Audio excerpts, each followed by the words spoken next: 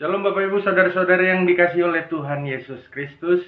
Kembali kita untuk mendengarkan firman Tuhan. Saya rindu di PPKM darurat ini pembatasan pada banyak kegiatan sosial kita tidak bisa kita jalankan, tetapi kami imani kita tetap beribadah kepada Tuhan setiap hari Minggu yang indah, dan saya tetap mensupport kita dengan doa keluarga-keluarga kita dimanapun mereka berada, terkhusus yang sedang terpapar COVID-19. Semoga Tuhan menjawab seluruh doa kita agar tetap kita sehat dan kita dapat melewati pandemi ini dengan sukacita. Tuhan Yesus tetap memberkati. Saya juga ingin menyapa seluruh keluarga kami, HKBP, Gemim, GPIB, Gereja Pentakosta atau gereja apapun yang ada di Indonesia. Saya tetap bersukacita, kita harus tetap saling mensupport ya. Kayaknya agak beribet bahasa saya ya kan. Terkhusus HKBP yang ada di Jakarta, yang dimana lockdown luar biasa di Jakarta, HKBP Mampang Perapatan, MT Haryono, Rusunawa yang ada di Tanjung Priuk, Gemim yang ada di Cibubur, dan HKBP Gedong, HKBP Pulau Mas, atau HKBP Kalideres, atau HKBP apapun yang pernah saya layani. Tuhan Yesus tetap menguatkan kita, memberkati kita. Untuk menyapa kehidupan kita dengan firman Tuhan, terlebih dahulu kita bersatu di dalam doa. Ya Bapa, kami ingin Tuhan berfirman di atas kehidupan kami, agar pikiran kami tetap tenang di tengah-tengah kegundahan hati kami. Banyak problema kehidupan, bahkan hal yang menyakitkan. Kami kehilangan sanak saudara kami di pandemi ini. Tuhan, kuatkan kami, karena kami tahu penghibur sejati hanya Tuhan Yesus Kristus. Biarlah damai sejahtera Tuhan melingkupi seluruh pikiran kami. Bapa, berfirman untuk kami agar kami tetap memegang firman-Mu sebagai jalan kehidupan kami. Demi Kristus yang hidup, kami serahkan segala pikiran dan kekhawatiran kami hanya ke dalam tangan pengasihan Tuhan. Berfirman Bapa, sebab kami siap untuk mendengar. Demi nama-Mu kami berdoa. Amin. Bapak Ibu saudara-saudari yang terkasih di dalam Kristus Yesus, firman Tuhan yang menguatkan kita di minggu yang indah ini, yang menjadi tema atau topik besar minggu pada saat ini adalah Allah memelihara umatnya. Yang tertulis dari 2 Raja-Raja 42 sampai 2 Raja-Raja 4 ayat 42 sampai ayat 44. Saya akan membacakan firman Tuhan untuk kita semua. Memberi makan 100 orang. Datanglah seorang dari Baal Salisa dengan membawa bagi abdi Allah roti hulu hasil, yaitu 20 roti jelai, serta gandum baru dalam sebuah kantong. Lalu berkatalah Elisa, berikanlah itu kepada orang-orang ini, supaya mereka makan.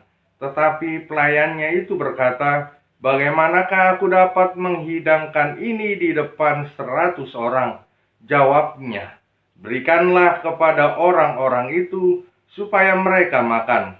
Sebab beginilah firman Tuhan, orang akan makan, bahkan akan ada sisanya. Lalu dihidangkannyalah di depan mereka, maka makanlah mereka, dan ada sisanya sesuai dengan firman Tuhan. Bapak Ibu saudara-saudari yang kekasih di dalam Kristus Yesus, berita sukacita bagi kita semua, yaitu pada minggu ini Allah memang benar-benar menguatkan kita melalui firman Tuhan pada saat ini. Ketika ada seorang hamba dari Baal Salisa menjumpai Nabi Elisa, dan Nabi Elisa berkata, apa yang kau pegang? Berikanlah itu kepada orang-orang ini. Menurut analisa pikiran dari seorang hamba tersebut, tidak cukup karena hanya 20 roti, karena hanya sekantung gandum. Tidak cukup untuk 100 orang, ditambah mungkin dengan dirinya, ditambah mungkin dengan Nabi Elisa. Maka firman Tuhan menguatkan, berikanlah, setiap makanan akan ada sisanya. Ada beberapa indikator yang ingin kita bahas pada saat ini, yakni yang pertama adalah tentang kekhawatiran seorang hamba tersebut, di mana dia memiliki, tetapi ada satu hal, yakni kekhawatiran yang melingkupi pikirannya. Ini yang luar biasa. Ketika persoalan diselesaikan hanya dengan pikiran semata, maka yang terjadi, analisa pikiran kita tidak mampu, maka kita akan menjawab tidak mungkin. Saya selalu mengatakan firman Tuhan banyak menjawab kemustahilan menjadi hal yang tidak ada masalah di depan Allah.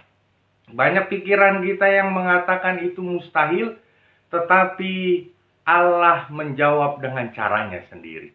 Maka selalu unik cara Tuhan, karena ingin mengubah paradigma berpikir kita. Banyak kita yang tidak mau diubah, dan hidup kita hanya stuck dengan model kehidupan yang lama. Tetapi saya ingin katakan, ada seorang supir Grab yang bercerita dengan saya tentang pengalaman hidupnya. Yakni dia menganalisa pertama-tama, walaupun dia pengikut Kristus, dengan analisa logika, dua supir, dua nahkoda di dalam satu rumah tangga, pasti hasilnya luar biasa. Tetapi sebelumnya dia bukan supir Grab, dia adalah seorang pengusaha. Tetapi ketika dia berusaha, stresnya luar biasa. Dan ada satu hal yang dikatakan, anaknya tidak diperhatikan oleh bapak atau ibunya karena kehabisan waktu. Lalu satu ketika dia memutuskan untuk mengalah. Bapak ibu saudara-saudara yang kekasih di dalam Kristus Yesus, tahukah kita ketika kita menganalisa dengan pikiran, hasilnya akan stres? Tahukah kita ketika dua orang bekerja membawa dua persoalan besar ke rumah tangga, maka rumah tangga tersebut kemungkinan akan stres ketika engkau hanya mengandalkan pikiran. Maka melalui cerita pada saat ini, saya ingin katakan, andalkan Tuhan. Karena Tuhan selalu mengungkap sesuatu yang mustahil bagi pikiran kita dengan caranya begitu luar biasa. Singkat cerita, akhirnya supir Grab tersebut yang tadinya pengusaha menjadi bapak rumah tangga, mengalah agar istrinya bekerja. Dan kegiatan yang lain, dia melayani Tuhan. Bapak Ibu, ada hal yang ingin saya katakan, ternyata kebahagiaan terkadang tidak bisa dibeli dengan materi. Bahkan memang materi tidak bisa membeli kebahagiaan kita. Engkau bersama dengan Tuhan dan menyerahkan segala kekhawatiranmu, kebahagiaanmu Tuhan yang menghadirkan. Itu yang harus kita pahami. Ketika abdi, kembali lagi ke topik cerita kita, ketika hamba ini menganalisa dengan pikirannya, maka tidak mungkin, karena 100 orang, karena mereka adalah petani mungkin, yang makannya banyak. Tetapi firman Tuhan mengatakan pasti ada sisanya. Pandemi ini mengajarkan kita untuk memberi. Di tengah-tengah sulitnya ekonomi kita, ketika kita melihat berkat Tuhan masih mengalir, lihatlah mereka yang sehidup sehari-harinya ditentukan di hari tersebut. Artinya banyak buruh harian lepas, banyak pekerja harian. Mungkin itu saudara dekat kita, mungkin itu anak kita, mungkin itu keponakan kita. Maka melalui firman Tuhan pada saat ini mengajarkan untuk kita saling berbagi, agar Tuhan menguatkan hidupmu, agar Tuhan juga yang bekerja di dalam cita-cita yang ada di hidupmu, agar yang tadinya mustahil menjadi hal yang tidak ada yang mustahil bagi Tuhan. Bapak Ibu Saudara-saudara yang kekasih di dalam Kristus Yesus, ketika kita pahami bahwasannya Nabi Elisa mencermati segala persoalan kehidupan, segala tantangan realita kehidupan, ternyata ada hal yang harus kita lihat, bahwasannya Tuhan memberikan sesuatu kepada kita dengan caranya Tuhan. Terkadang pikiran kita, kalau Tuhan menyuruh kita untuk melakukan apa yang Tuhan kehendaki, menurut analisa dunia itu adalah kebodohan. Ketika engkau harus mengalah, analisa dunia itu adalah hal kebodohan. Ketika engkau harus memberi di tengah-tengah situasi yang sulit, analisa dunia adalah hal kebodohan. Tetapi ingatlah, Tuhan menyertai kehidupan kita dengan caranya Tuhan, bukan dengan cara kita. Banyak orang yang harus kita sadarkan, karena dunia ini sedang bergerak dengan dimensi keegoisannya sendiri.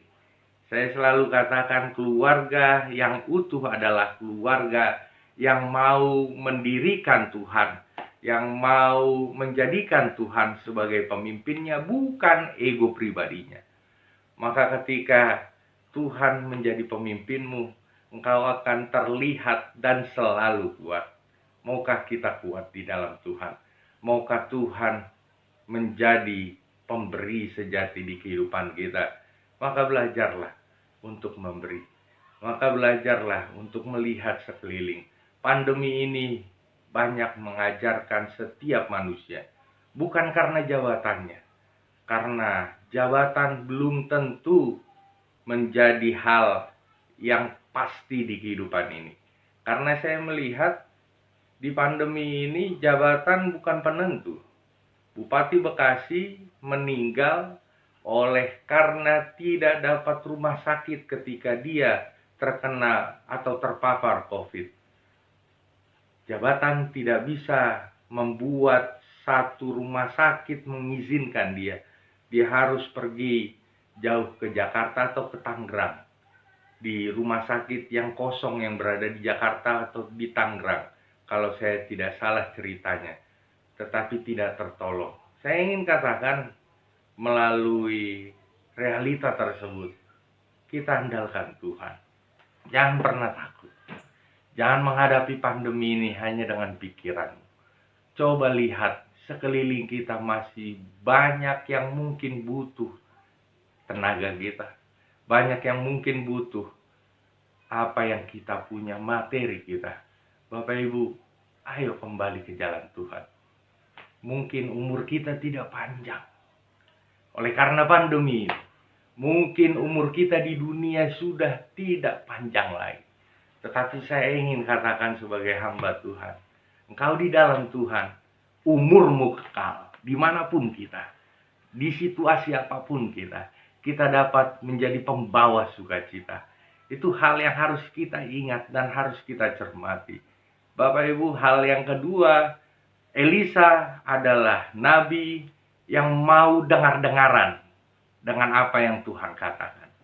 Berarti melalui cerita pada saat ini, ketika Allah ingin menguatkan kehidupan keluargamu, Allah ingin campur tangan di dalam persoalan keluargamu, maka dengar-dengarlah apa yang Allah katakan, apa yang Allah perintahkan di dalam kehidupan kita. Jangan sibuk dengan duniamu sendiri, karena dunia pada saat ini stres, bekerja. Dia lupa keluarga butuh doa. Dia lupa tenaga sesungguhnya menghilangkan stres ada di dalam keluarga. Saya cukup apresiasi dengan Bapak Ridwan Kamil yang mengatakan ketika dia stres, dia memeluk anaknya. Maka stres itu akan luntur. Stres itu akan hancur. Ternyata ada energi yang luar biasa. Apapun kesulitan yang kita hadapi, ketika sedang merundung pikiranmu, coba peluk anak kita. Pak Pendeta, saya tidak punya anak. peluk orang tuamu. Pak Pendeta, saya tidak punya orang tua lagi. Peluk pasanganmu. Maka stresmu akan hilang seketika. Dan kau memiliki energi kembali. Ini hal yang harus kita lihat. Bahwasanya terkadang bukan hanya dengan ilmu dunia. Bukan hanya dengan pengobatan cara dokter. Kita dapat menghilangkan penyakit yang ada di tubuh kita. Dengan cara Tuhan luar biasa, bahkan tidak harus mengkonsumsi. Ya kan? Tidak harus keluar biaya. Cukup dengan cara Tuhan. Cukup dengan memeluk. Engkau memiliki energi baru untuk menghadapi tantangan di tengah-tengah pandemi pada saat ini. Tantangan di pekerjaanmu, tantangan di situasi pelik yang mungkin sedang kau hadapi. Bapak Ibu, kami mengasihi Bapak Ibu sekalian di dalam Kristus Yesus. Tetap semangat, tetap optimis. Pandemi ini pasti berakhir. Tetap berdoa, mendoakan seluruh pemimpin negara kita di Indonesia agar bisa menjaga NKRI, agar bisa melewati pandemi ini di dalam hikmat yang diberikan oleh Tuhan, agar tetap kita melihat Indonesia adalah taman bunga yang indah, beraneka ragam, saling menciptakan keindahannya agar yang melihat menikmati betapa luar biasa Indonesia. Tuhan Yesus memberkati Indonesia. Tuhan Yesus memberkati kita. Allah memelihara kehidupan kita. Jangan gentar, hadapi dengan cara Tuhan, dengar-dengaran, dan buang ego kita. Lihat sekeliling kita. Obat yang ada di dalam hidupmu ada diberikan Tuhan di sekelilingmu. Tuhan Yesus memberkati kita semua. Amin. Kita bersatu di dalam doa. Terima kasih Tuhan atas sapaan kehidupan yang Tuhan berikan melalui firman Tuhan pada saat ini. Kami kurang mengerti. Kami tidak mampu. Kami bahkan tidak tahu apa yang akan terjadi besok. Tuhan kuatkan kami. Tuhan lingkupi kami dengan kasih-Mu. Biarlah kami tetap bersukacita menghadapi pandemi ini dengan hikmat Tuhan, kekuatan Tuhan. Ya Bapa, sertai hidup kami. Berikan keimanan yang tangguh, keimanan yang teguh, agar kami menjalani suka duka hanya di dalam Tuhan. Kami ingin andalkan Tuhan Yesus dalam hidup kami. Terima kasih Bapa, demi Kristus kami berdoa. Tuhan memberkati engkau dan melindungi engkau. Tuhan menyinari engkau dengan wajahnya dan memberi engkau kasih karunia. Tuhan menghadapkan wajahnya kepadamu dan memberi engkau damai sejahtera. Amin. Selamat menjalani PPKM. Tetap bersukacita, optimis. Tuhan Yesus memberkati. Salam Pendeta Johannes Putar-Putar beserta keluarga. Shalom.